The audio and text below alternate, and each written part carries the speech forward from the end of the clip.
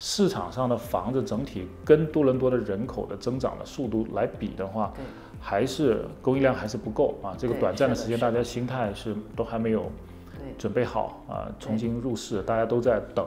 是，所以政府呢也知道嘛，说其实是现在对房屋需求量还是非常大的，但是呢，这些人呢，如果说买价格太高的房子，他又供不起房。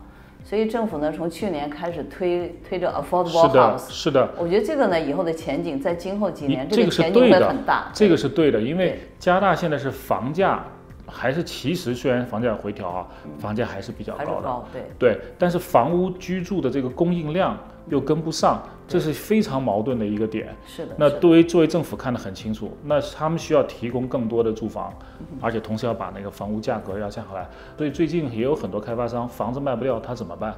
公寓整一栋一开盘500个单位只卖了20个单位，那基本上就往前推进不了了。那政府也给他解决方案，政府就直接说我 CMHC 这个机构，我直接给你那个开发商进行贷款，就是直接他给你出一个认证，就说你只要想做这个 rental， 对你只要做 rental purpose-built rental 或者是 affordable housing 的话，你只要满足了其中的几个条件，我就给你放款高达95%那样子去这个贷款，而且利息很低，而且是在建房之前给，也就是说你不需要有任何的销售的业绩给政府看。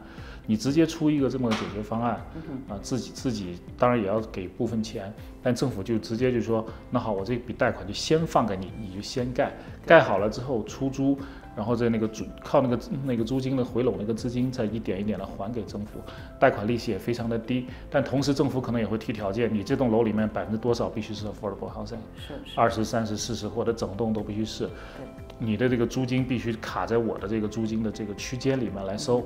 2房1厅，租个正常的租个，比如说2500、3000的，那你可能只能租个1800到2000。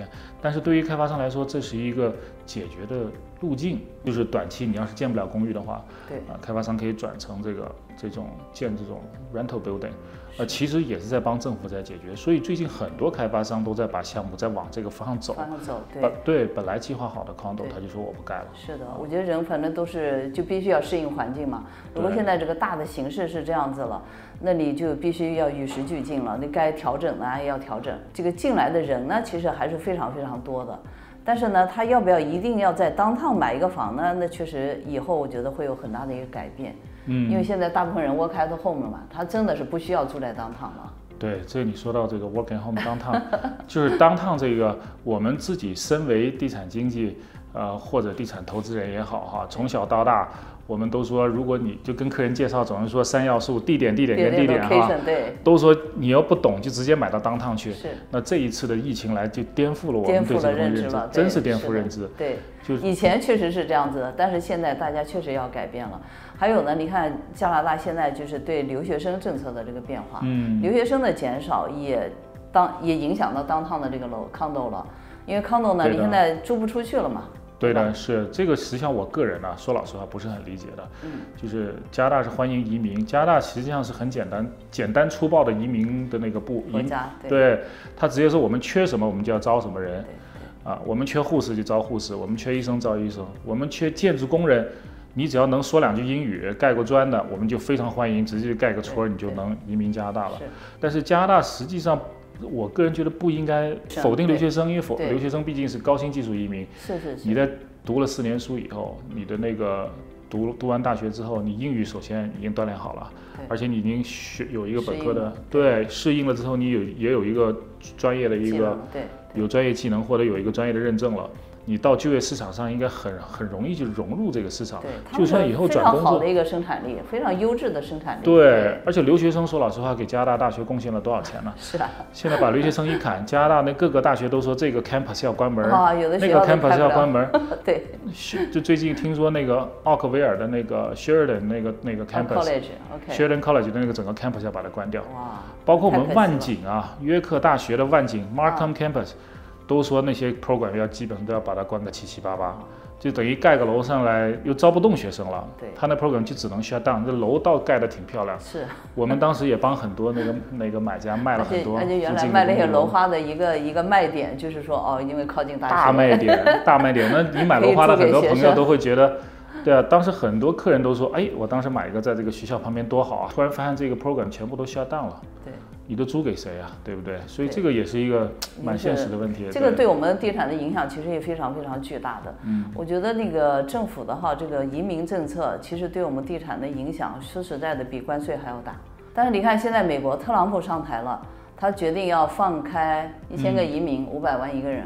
哦，是的，对，叫黄金 Visa，然后那个只要出到这个钱，马上就。他真是个生意人哈，直接就是来卖钱，你给钱就让你进来。对。是。但是你说当然肯定也是有好有坏，对吧？但是好处呢，你马上帮国家解决很多财务危机啊。那你把赤字解决了，那你给国家的贡献也是非常大的。对的。所以他那个发布以后，我就在想，我说加拿大为什么不呢？加拿大我们地广人稀的，我们更需要移民。我说如果我们放开，他们放1000人，我们放1万人都没问题啊。我觉得来加拿大的很多人其实也是有钱的，但是他可能真的是需要。能带进来的更多是劳动力，那这些劳动力能带动 GDP 的，而不是直接开个银行账户里面存个几千万、几个亿的那样子的这种人。就加拿大可能这种人不一定会缺少，他真正缺少的是真正能做企业的人。对，做企业的人。那 Mary， 你觉得多伦多市场今年有没有有一些比较好的一些投资机会呢？我自己本身我是一个乐观主义者，我一直认为加拿大多伦多市场是没有问题的，只是可能很短暂的一个修复期吧还是应该是会健康发展的。可能这个周期呢会相对来说呢比较长一点，我们现在也要做好最坏的心理准备吧。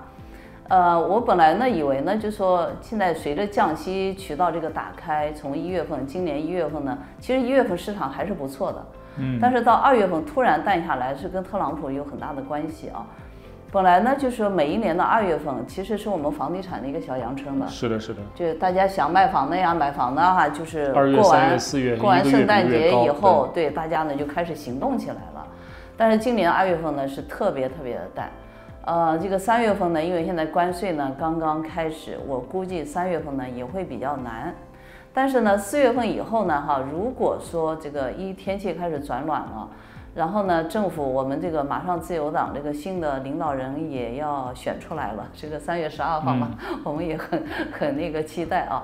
如果一个新的领导人出来了以后呢，他也可能会出台一些来激励这个经济发展的一些措施吧，一些举措吧。不出意外，应该是 Mark Carney 对，我觉得 Carney 的胜率应该是非常非常高的，而且我们也很期待，因为他以前当过这个央行行长，对经济方面应该是还是比较懂的嘛，对吧？对，因为他的他的 resume， 他的曾经的这个背景，让直接本来已经是就是奄奄一息的自由党的这个民意，突然间一下就拉升了就跟那个保守党之间就几乎平起平坐的这么一个概念，所以非常有意思。也要等到年底联邦大选的时候，看看到底哪一个党派会胜出，也会对我们的整体市场会有一个比较直观的影响。现在这个领导人，我觉得加拿大新一任的总理其实是挺难的，天降大任于斯人也，然后这个非常非常的 challenge。也是个机会了，对于他们来说，它是一个烂摊子，但是谁能好好的把这个烂摊子稍微修复一下？对，但是有时候也是乱世就能出英雄嘛。如果说他真的是有能力的话，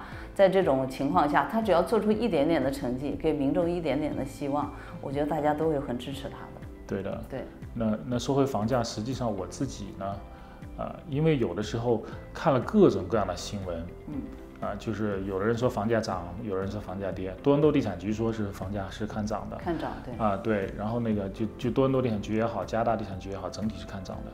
但是呢，又出现了这么多负面的新闻，又要打关税战，就整体是对这个经济的影响，大家也是看不清楚。我觉得呢，就今年的市场，我其实还是比较 positive， 我还是比较积极的。现在就说2月、3月、4月，可能这几个月比较淡一些，但是我觉得过了4月以后，会有一个好的现象来出现的。